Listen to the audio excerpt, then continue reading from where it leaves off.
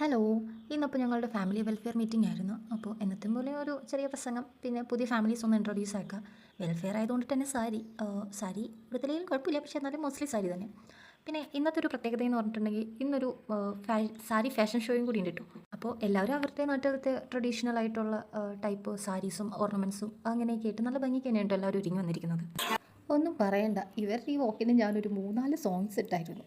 അതെല്ലാം നമ്മുടെ YouTube sir വന്നിട്ട് ഇത് കോപ്പിറൈറ്റ് ആണ് കേട്ടോ, ഇതും കോപ്പിറൈറ്റാണ്, ദേ നിങ്ങൾ ഇതിട്ടിരിക്കുന്നതും കോപ്പിറൈറ്റാണ്, ഇങ്ങനെ പറഞ്ഞ് എൻ്റെ മൂഡ് അങ്ങ് കളഞ്ഞ്. പിന്നെ ഞാൻ എന്ത് ചെയ്തു, ഈ വോയിസ് എൻ്റെ അങ്ങ് ഇടാമെന്ന് ഓർത്ത് നമുക്ക് പ്രോബ്ലം മനസ്സിലാക്കി തന്നാൽ മതിയല്ലോ. അതുകൊണ്ടിട്ട് ഞാൻ അതും ചെയ്തു.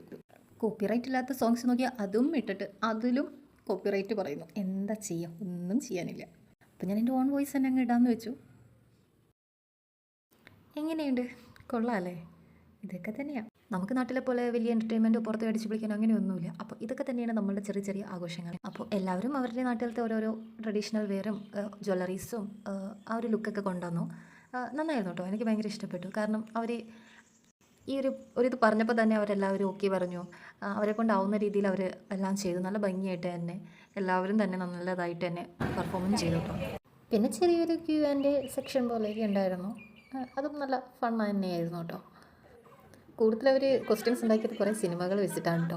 ഈ പഴയ കാർഗിൽ യുദ്ധം അങ്ങനത്തെ ഇതിനോട് റിലേറ്റഡ് ആയിട്ടുള്ള എനിക്കൊന്നും മനസ്സിലാക്കുന്നില്ല. അതുകൊണ്ടിട്ട് എനിക്ക് ക്വസ്റ്റ്യൻ മനസ്സിലായത് ആൻസർ മനസ്സിലായില്ലായിരുന്നു. ഞാൻ ചുമ്മാ കണ്ടിരുന്നതാണ്. അങ്ങനെ ഉത്തരം പറയുന്നവർക്ക് ഓരോ ചോക്ലേറ്റും അങ്ങനെയൊക്കെ കൊടുത്തു. നന്നായിരുന്നു എല്ലാവരും. പിന്നെ നമ്മളുടെ ഫാഷൻ ഷോയിൻ്റെ വിധി വന്നിരിക്കുന്നത്. അപ്പോൾ ഇതാണ് നമ്മളുടെ CEO മാഡംസ്. അപ്പോൾ ഒരു വിന്നറെ സെലക്ട് ചെയ്തിട്ടുണ്ട്. അപ്പോൾ നമുക്കതൊന്ന് കാണാം. Fourth position, Mrs. Rekha Rani.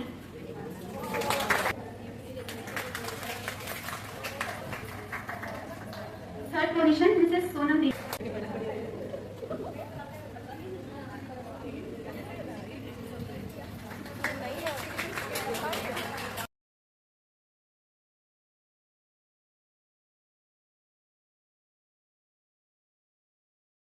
First prize, Mrs. Shraddha. ശ്രദ്ധ ഞങ്ങളുടെ യൂണിറ്റിലാണ് കേട്ടോ. ഞങ്ങൾക്ക് എന്നോട് ഫസ്റ്റ് കിട്ടിയത്. നന്നായിരുന്നു ശ്രദ്ധയുടെ കോസ്റ്റ്യൂം, ഒരു മറാഠി സ്റ്റൈലായിരുന്നു. ഗിഫ്റ്റ് കിട്ടിയ സന്തോഷത്തിൽ ആൾ ആഹ്ലാദിച്ചാണ് നമ്മളുടെ അടുത്തോട്ട് വന്നത്. അങ്ങനെ അതെല്ലാം കഴിഞ്ഞു. പിന്നെ നമ്മുടെ മാഡത്തിന് വക ചെറിയൊരു ലെക്ചർ, പിന്നെ ഒരു നന്ദി കൃതജ്ഞതയൊക്കെ പറയില്ലേ. പിന്നെ നേരെ D സെക്ഷനിലേക്കാണ്. അപ്പോൾ എൻ്റെ പ്ലേറ്റിൽ ഇതൊക്കെയായിരുന്നു കേട്ടോ. അപ്പോൾ ഓക്കെ, ബൈ.